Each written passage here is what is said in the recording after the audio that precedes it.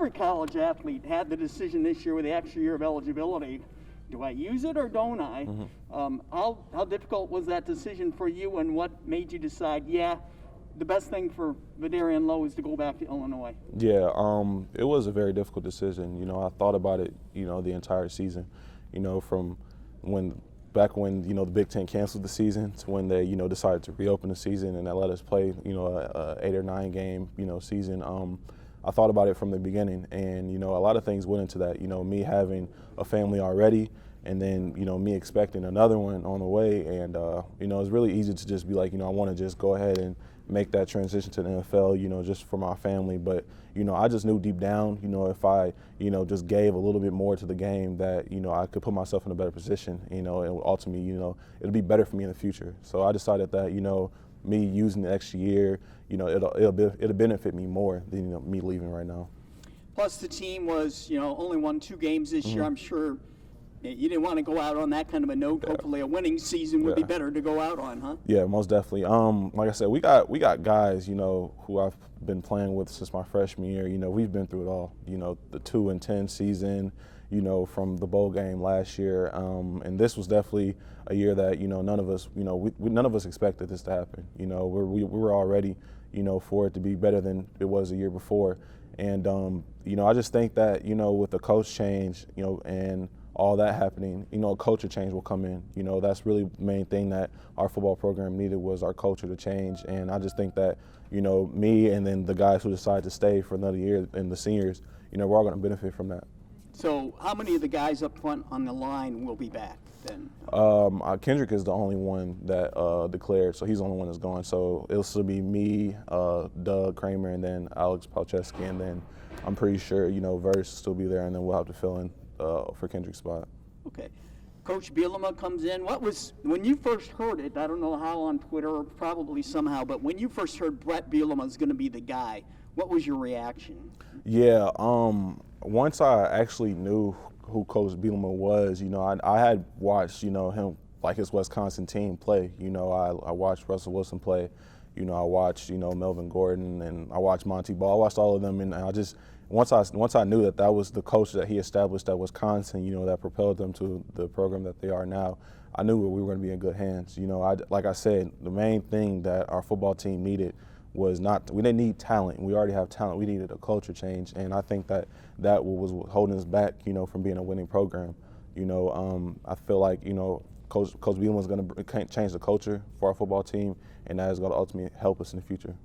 You just mentioned a change of culture. I guess what was missing under Lovey? Not that, you know, Lovey didn't, you know, do a good job with the culture and everything, but what did you kind of sense the program lacked that maybe Coach Bielema can fill? Yeah, Coach Smith was a great coach. Let's put that out there. You know, he did a great job. You know, he was a great man, you know, first and foremost. And I just think that, you know, it's just, you know, certain aspects of our football team, you know, just wasn't clicking, you know, carrying over to the football field, if that makes any sense. You know, I just think that, you know, we had a lot of guys who, you know, it just took them too long to buy in to, you know, what Coach Smith's vision was for the team, and, you know, what, you know, the direction he wanted our football team to go. And, you know, I just think that, you know, it was just time, you know, to bring in another guy, you know, so our AD. So, you know, I'm excited, you know, to see what's going to happen with our team this year. And hopefully, you know, this is the year that starts, you know, that propels Illinois football to be one of those top programs in the Big Ten.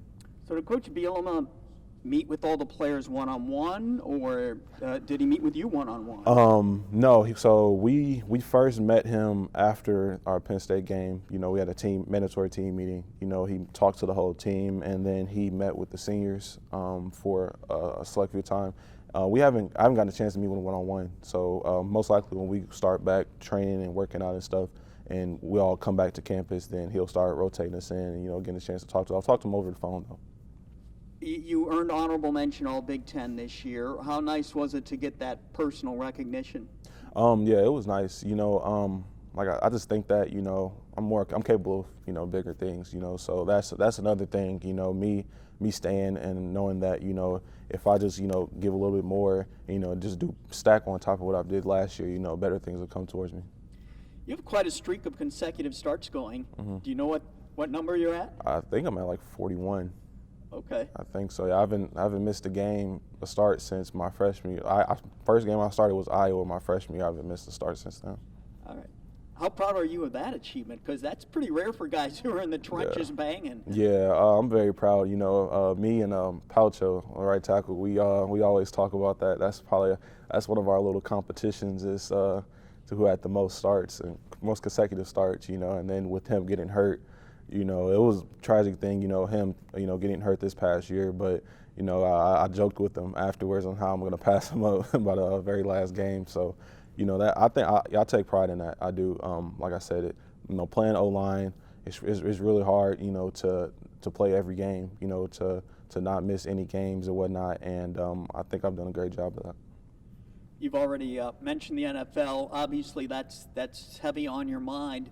What do you need to do this last year at Illinois to enhance your chances of getting a look, getting invited to the Combine? I just need to stack on top of what I did the previous year, just be better. You know, like I want to listen to, every aspect of every nitpick of my game. I want to know, what I'm good at, and I want to know what I'm bad at, and I want to keep, I want to be better at what I'm good at, and I want to, get better at what I'm bad at. If that makes any sense. I think that, if I, minimize the things that, I'm not so great at, that makes me an better all-around football player, and that would just, that would just put me in a better position in the future.